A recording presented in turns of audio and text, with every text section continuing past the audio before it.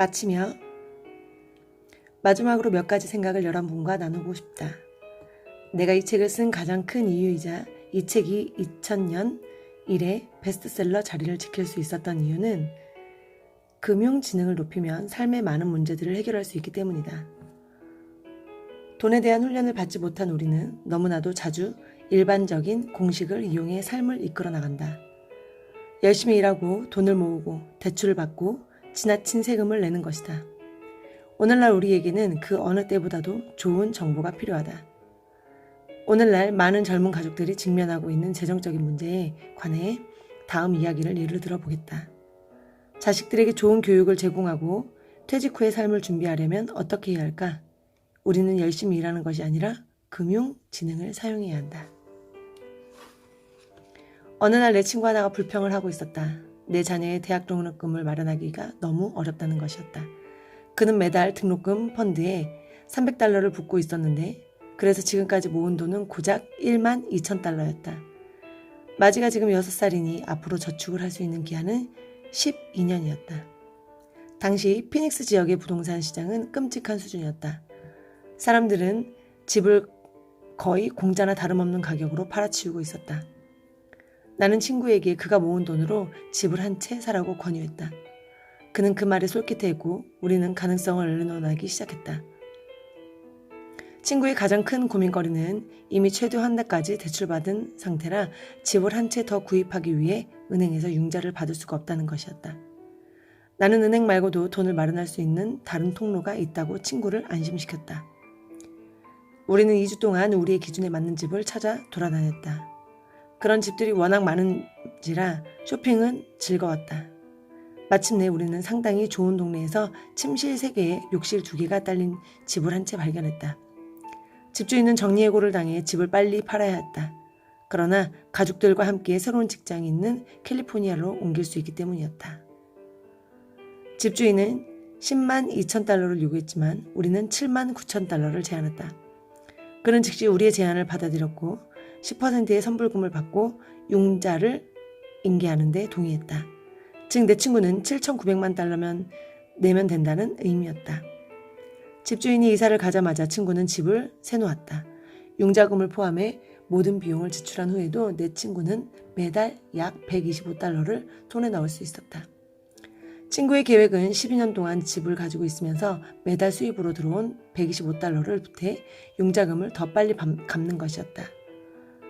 우리의 계산에 따르면 12년이면 융자금을 상당 부분을 갚고 마지가 대학에 갈 때쯤이면 매달 800달러의 순수입도 올릴 수 있었다. 집값이 오르면 집을 팔 수도 있을 터였다. 3년 뒤 피닉스 부동산 시장이 크게 회복되면서 그 집에서 살던 임차인이 친구에게 15만 6천 달러의 집을 팔라는 제안을 했다. 이번에도 친구는 내 생각을 물었다. 나는 그에게 집을 팔고 1031 부동산 교환법을 이용하라고 조언했다. 이제 그 친구는 거의 8만 달러를 운용할 수 있게 되었다. 나는 텍사스 오스틴에 사는 다른 친구에게 전화를 걸었고 이제 내 친구는 세금 공제를 받은 이 돈을 작은 창고 시설에 투자하게 되었다. 석 달 뒤 친구는 매달 1,000달러가량의 수표를 받기 시작했고 그는 이 돈을 등록금 펀드에 넣었다. 몇 년 뒤 창고 시설이 팔리면서 친구는 그 대가로 거의 33만 달러에 가까운 돈을 수표로 받았다. 그는 이 돈을 다시 매달 3,000달러의 수입을 안겨주는 새로운 프로젝트를 투자했다. 그리고 그 수입을 또다시 등록금 펀드에 넣었다. 그는 이제 자신의 목표를 쉽게 이룰 수 있었으리라고 확신한다. 7,900달러와 약간의 금융지능이 이 모든 것을 발단이었다.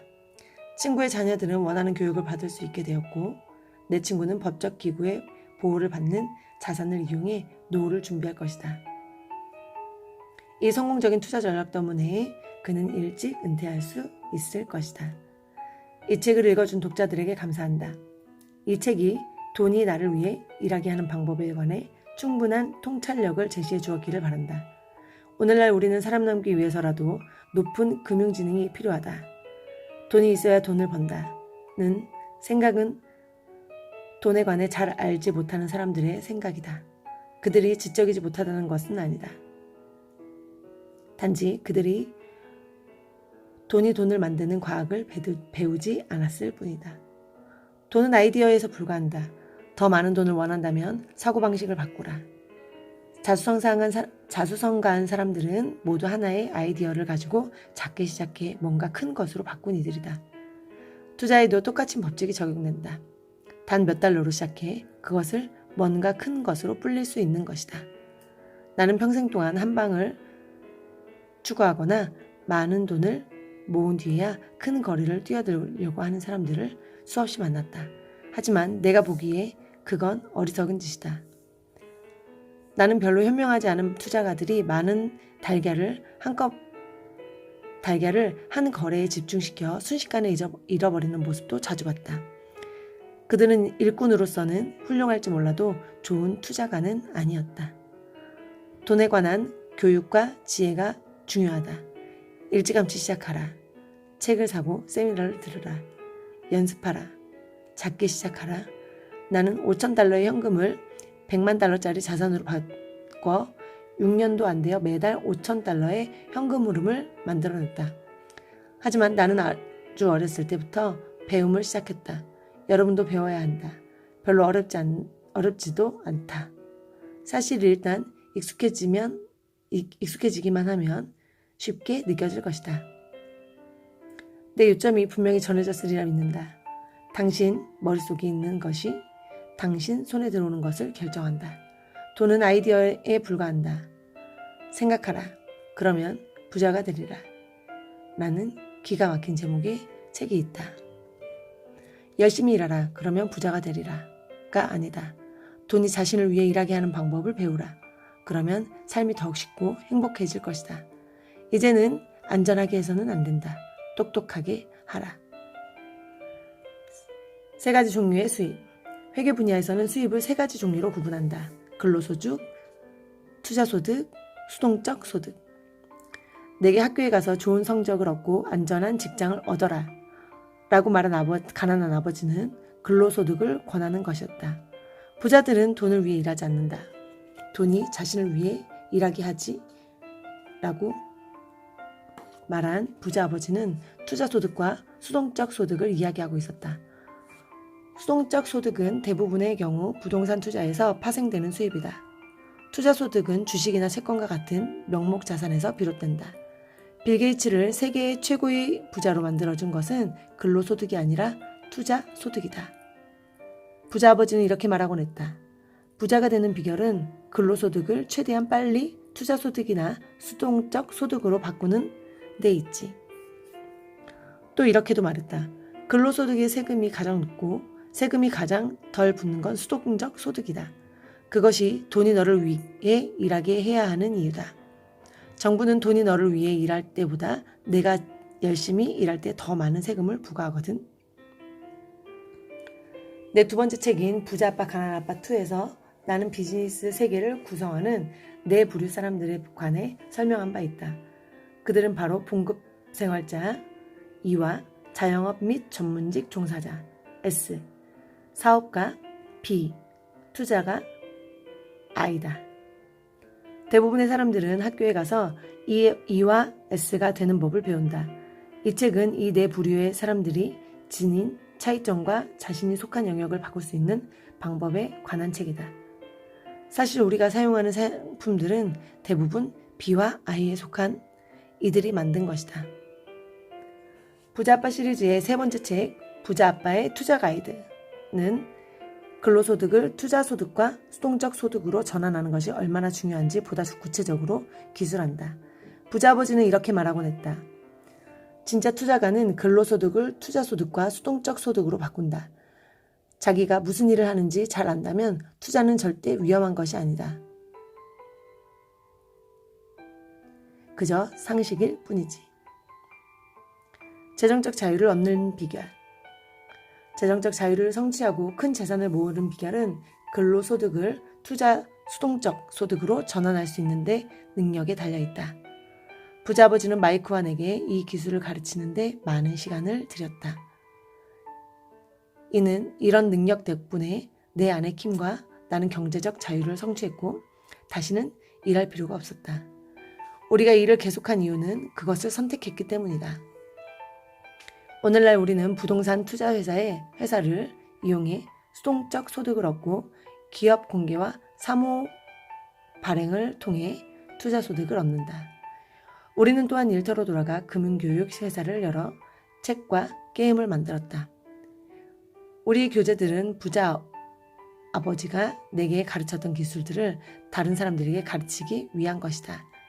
근로소득을 투자 수동적 소득으로 바꿀 수 있는 기술 말이다. 우리의 게임이 중요한 것은 책에서 가르칠 수 없는 것들을 가르치기 때문이다. 가령 자전거 타는 법을 책으로는 배울 수는 없다. 우리가 캐시플로 게임과 어린이를 위한 캐시플로 게임을 발명한 것은 근로소득을 투자 수동적 소득으로 전환하는 기본적인 투자 기술을 가르치기 위해서다. 또 이 게임들은 회계 원리와 돈과 관련된 지식들을 가르친다. 내 부자 아버지는 이렇게 말했다. 진짜 투자가는 주가가 오를 때에 떨어질 때에도 돈을 번다. 그래서 그렇게 많은 돈을 벌 수 있는 것이지. 그들이 돈을 벌 수 있는 한 가지 이유는 확고한 자신감을 갖고 있기 때문이다. 부자 아버지는 말했다. 그들의 자신감이 확고한 건 잃는 걸 두려워하지 않기 때문이다. 달리 말해 평범한 투자가들은 돈을 많이 벌지 못하는 것은 돈을 잃는 것을 두려워하기 때문이라는 의미다. 평범한 투자가들은 손실로부터 자신을 보호하는 법을 모른다. 평범한 투자가들은 전문 투자가가 되는 훈련을 받은 적이 없기 때문에 투자가 위험한 것이라고 생각한다. 미국에서 가장 부유한 투자가인 워런 버핏은 이렇게 말한다. 자기가 무엇을 하는지 모르기 때문에 위험한 것이다. 내 보드게임은 사람들에게 기본적인 투자와 기술적인 투자의 기초를 가르치는 한편 재미도 느끼게 한다. 나는 자주 이런 말을 듣는다. 당신 게임은 너무 비싸요. 이 말은 투자 수익률에 대한 의문을 제기한다. 지불한 가격에 대해 얼마나 많은 가치를 돌려받을 수 있는가를 문제 말이다. 나는 고개를 끄덕이며 대답한다. 그렇죠. 그것들은 비쌉니다. 특히 재미로 즐기는 보드게임에 비하면 더욱 그렇습니다.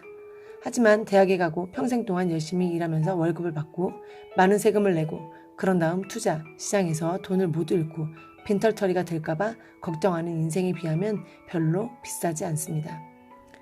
누군가 가격에 대해 옹알거리며 멀어져 가는 모습을 보고 있노라면 내 부자 아버지의 목소리가 들리는 듯하다. 부자가 되고 싶다면 어떤 종류의 소득을 얻고 그것을 유지할지, 그리고 손실로부터 보호하기 위해서는 어떻게 해야 할지를 알아야 한다. 그게 바로 부자가 되는 비결이란다. 부자 아버지는 또 이런 말을 했다. 세 가지 소득의 차이점을 이해하지 못하고 그런 소득을 얻고 지키는 방법도 모른다면 내 능력보다 적게 벌 뿐 아니라 필요 이상으로 열심히 일해야 할 것이다. 내 가난한 아버지는 좋은 교육을 받았고 좋은 직장에 다니며 오랫동안 열심히 일하기만 하면 성공을 거둘 수 있다고 생각했다. 부자 아버지도 좋은 교육이 중요하다는 데 의견이 일치했다. 그러나 그분에게는 마이크와 내가 세 가지 소득의 차이점을 알고 어떤 종류의 소득을 추구해야 할지 이해하는 것이 중요했다. 그분께는 그것이 바로 기본적인 금융교육이다. 세 가지 소득의 차이점을 알고 그것을 얻는 투자 기술을 배우는 것은 많은 재산을 모아 재정적인 자유를 성취하고자 하는 사람이라면 누구나 배워야 할 기본적인 교육이다. 그런 특별한 종류의 자유는 오직 소수의 사람들만이 누릴 수 있다. 부자 아버지가 첫 번째 교훈에서 말했듯이 부자들은 돈을 위해 일하지 않는다. 그들은 돈이 자신을 위해 일하게 하는 방법을 알고 있다. 부자 아버지는 말했다. 근로소득은 내가 돈을 위해 일하는 것이고 투자 소득과 수동적 소득은 돈이 너를 위해 일하게 하는 것이다. 이 작은 차이점을 아는 것이 내 인생을 바꿔놓았다. 로버트 프로스트의 시구처럼 그것 때문에 모든 것이 달라졌다. 행동하라. 우리 모두는 두 개의 훌륭한 선물을 받았다. 바로 우리의 정신과 시간이다. 이 두 개의 선물을 무엇을 할 수 있는지는 오직 우리 자신에게 달려있다. 손에 현금이 들어왔을 때 오직 우리 자신만이 자신의 운명을 결정할 수 있다는 얘기다. 돈을 어리석게 쓰는 것은 가난을 선택하는 것이다. 돈을 부채에 써버리면 증산중에 합류하게 된다. 그것을 정신에 투자해 자산을 취득하는 방법을 배운다면 당신은 부유함 뿐만 아니라 목표와 미래까지 결정하는 셈이다. 선택은 당신의 몫이며 오직 당신에게 달려있다.